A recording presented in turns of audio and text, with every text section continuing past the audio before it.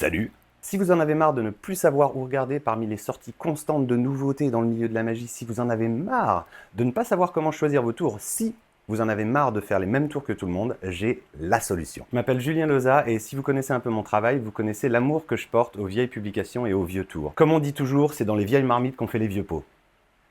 Non. Quelque chose comme ça. Et ça tombe bien parce que Thomas m'a demandé de faire une compilation des vieux tours de mon répertoire, les plus impactants.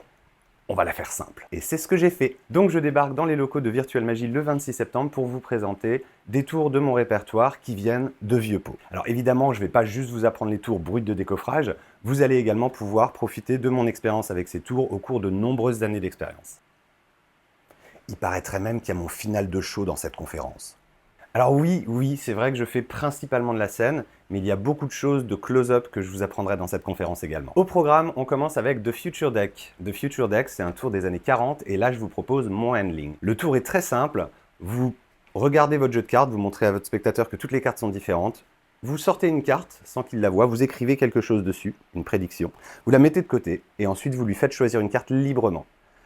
Et quand on compare les deux, la prédiction match la carte qu'il a choisie. On fait un bond en avant de 10 ans avec The Signature Tells. The Signature Tells, vous pouvez le faire aussi bien en impromptu qu'avec un tout petit peu de préparation, mais vraiment pas grand-chose.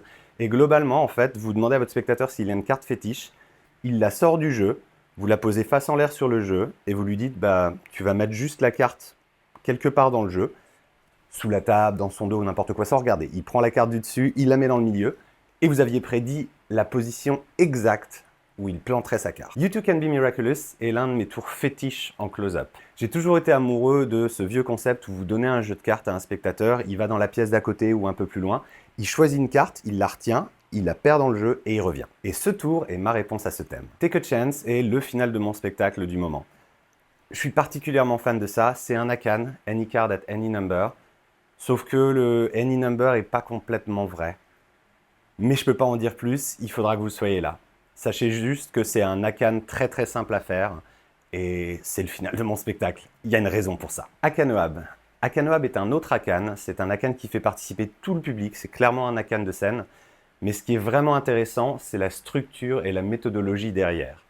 Et la chose marrante, c'est que cette méthodologie, je vous expliquerai deux autres routines qui n'ont rien à voir avec un Akan, mais qui utilisent exactement la même chorégraphie. Donc globalement, avec une chorégraphie, vous avez déjà 3 routines, et beaucoup plus si vous faites travailler votre imagination. Et ça, c'est juste une partie du programme, il y a bien plus de routines. Nous parlerons également théorie. Je vais vous parler de la théorie du miracle, c'est une théorie que j'essaie d'appliquer le plus souvent possible à mes routines et à mes spectacles, qui vous permet en fait de créer des moments vraiment miraculeux. On parlera également de ma vision de la magie et du mentalisme. On parlera également de mon utilisation indirecte des cartes marquées. C'est clairement une théorie que j'ai prise à Gaëtan Bloom avec son utilisation indirecte des fils invisibles.